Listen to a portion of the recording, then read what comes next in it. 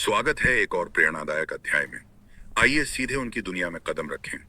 उन्हें x man कहा जाता था, लेकिन यह अक्षर केवल उनकी कंपनियों का प्रतीक नहीं था। यह कुछ और गूढ़ था, कुछ विजयी और कुछ त्रासदीपूर्ण।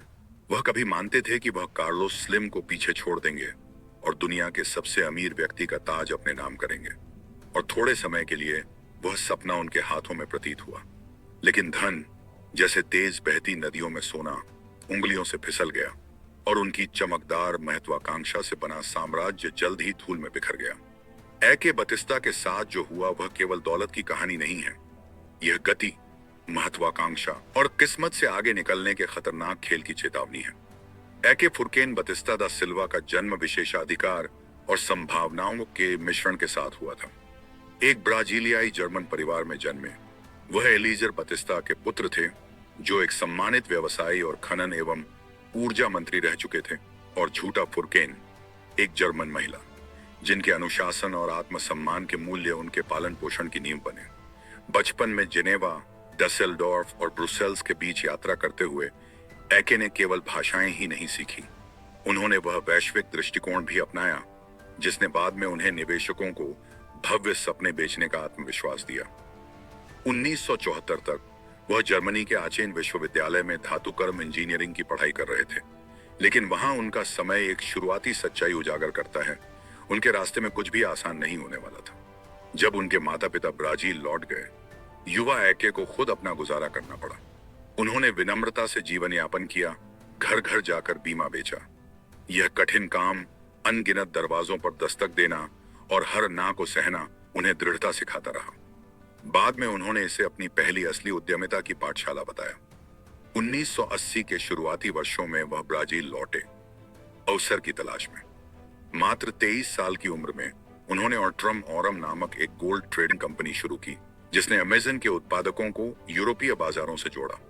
मात्र 18 महीनों में इसने $6 मिलियन की कमाई की। बतिस्ता अब केवल एक सेल्समैन नहीं थे, वह सुनहरे दृष्टिकोण वाले उद्यमी बन चुके थे। केवल बिचौलियों संतुष्ट न होकर उन्होंने अमेजन में पहली बार यांत्रिक सोने की खनन मशीन लगाई। इस कदम ने न केवल लाभ सुनिश्चित किया, बल्कि उस नींव को भी रखा जो बाद में EBX समूह बना। ऊर्जा, लॉजिस्टिक्स, खनन और बुनियादी ढांचे के विशाल उपक्रमों का साम्राज्य। 29 साल की उम्र तक बतिस्ता TVX गोल्ड के CEO बन चुके थे, जो मॉन्ट्रियल स्टॉक एक्सचेंज में सूचीबद्ध थी। पूंजी बाजारों का साहसिक इस्तेमाल करके उन्होंने ब्राजील और कनाडा में 8 गोल्ड माइंस और चिली में एक सिल्वर माइन से $20 बिलियन से अधिक का मूल्य निर्माण किया। 1990 के शुरुआती और मध्य वर्षों में TVX का मूल्य 3 गुना हो गया। बतिस्ता ने साबित कर दिया कि वह केवल भाग्यशाली व्यापारी नहीं थे, बल्कि एक रणनीतिक दूरदर्शी थे जो विचारों को साम्राज्य में बदलने की क्षमता रखते थे।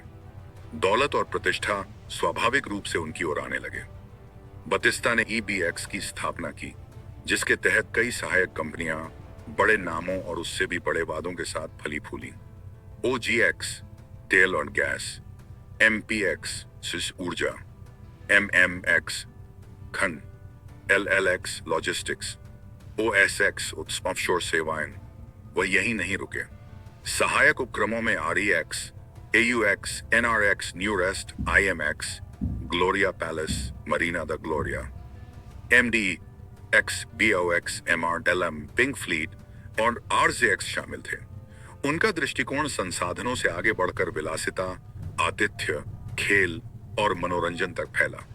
ब्राजील के लिए, जो उस समय वैश्विक मंच पर अपनी जगह तलाश रहा था, बतिस्ता ने खुद को उस व्यक्ति के रूप में पेश किया जो पोर्टो दो आसू जैसे प्रोजेक्ट से देश का आधुनिकीकरण करेगा। एक नया औद्योगिक बंदरगाह जो दुनिया के श्रेष्ठ बंदरगाहों को टक्कर देगा। 2008 तक उनकी संपत्ति $6.6 बिलियन तक पहुंच गई, जिससे उन्हें फोर्ब्स की अरबपति सूची में 142वां स्थान मिला। मात्र एक साल में वह 61वें स्थान पर पहुंच गए और ब्राजील के सबसे अमीर व्यक्ति बन गए।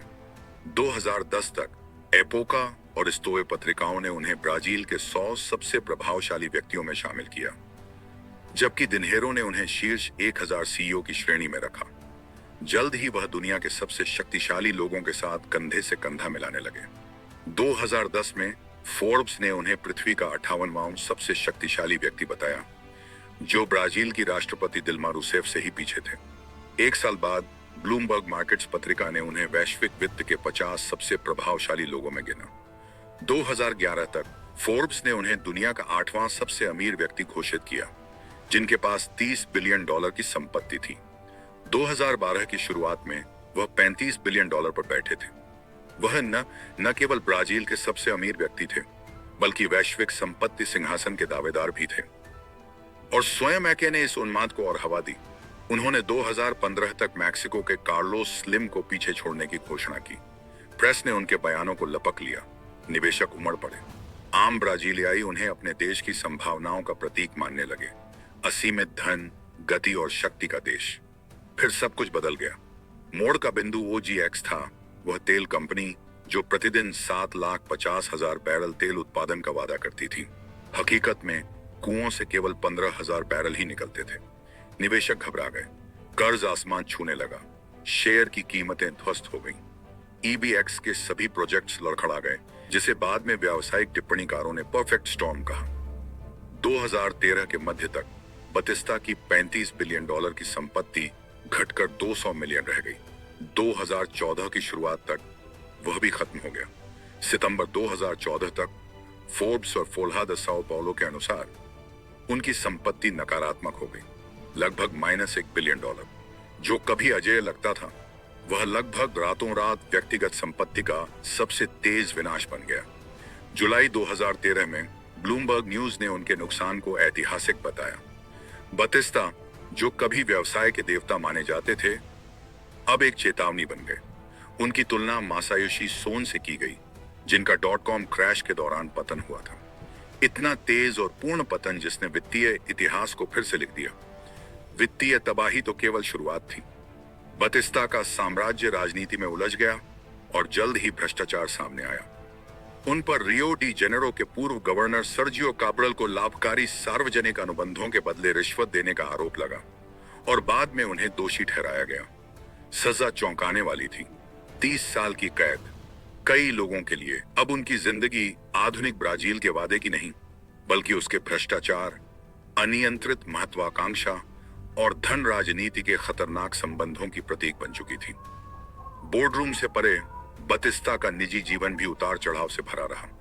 उन्होंने 1991 में मॉडल लूमा दे ओलिवेरा से शादी की और उनके 2 बेटे हुए, थेरा और ओलिन। 2004 में तलाक के बाद बतिस्ता ने वकील फ्लाविया सांपायो से संबंध बनाए, जिनसे उनका एक और बेटा हुआ, बाल्डर। 2013 में व्यवसाय से बाहर बतिस्ता न केवल जुनूनी थे बल्कि प्रतिस्पर्धी भी। उन्होंने दौड़, तैराकी और समुद्री खेलों को अपनाया। 1990 के दशक में उन्होंने ऑफशोर पावर बोट रेसिंग में दबदबा कायम किया और अपने वर्ग में ब्राजीलियाई, अमेरिकी और विश्व चैंपियन बने। 2006 में उन्होंने एक स्पीड रिकॉर्ड बनाया। सैंटोस से रियो तक 220 नॉटिकल मील मात्र 3 घंटे 1 मिनट में पूरा किया, अपनी नाव स्पिरिट ऑफ ब्राजील पर।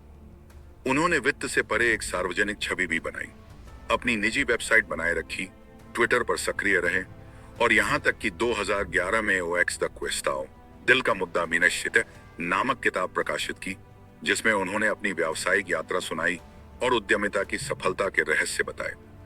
अपने साम्राज्य के अंत तक बतिस्ता के बारे में राय बेहद विभाजित थी।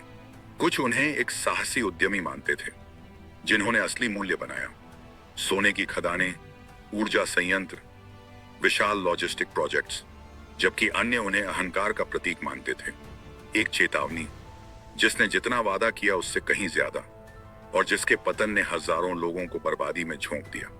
कभी राष्ट्रपति के बाद ब्राजील के सबसे प्रभावशाली व्यक्ति कहे जाने वाले बतिस्ता मंच से गिरे तो बदनाम टाइकून बन गए। उनकी गाथा आधुनिक इतिहास की सबसे नाटकीय धन कहानियों में से एक है। एक्समैन, जिसने सोचा कि वह किस्मत को अपने मुताबिक मोड़ सकता है, लेकिन पाया कि किस्मत ने उसके लिए कहीं कठोर अंत लिखा था। आज एके बतिस्ता का नाम अरबों से नहीं, सबकों से जुड़ा है। उनकी कहानी सिखाती है कि कैसे गति साम्राज्य बना सकती है, लेकिन उन्हें तोड़ भी सकती है। कैसे महत्वाकांक्षा विकास और विनाश दोनों को जन्म दे सकती है, और कैसे दौलत, चाहे कितनी भी विशाल हो, उतनी ही जल्दी गायब हो सकती है जितनी जल्दी वह आती है। वह एक स्मृति भी है और एक दर्पण भी, एक ऐसा व्यक्ति जिसने कभी महासागरों में पावर बोट्स को सबसे तेज दौड़ाया और जिसकी दौलत भी उतनी ही तेजी से इतिहास के पन्नों में गिर गई।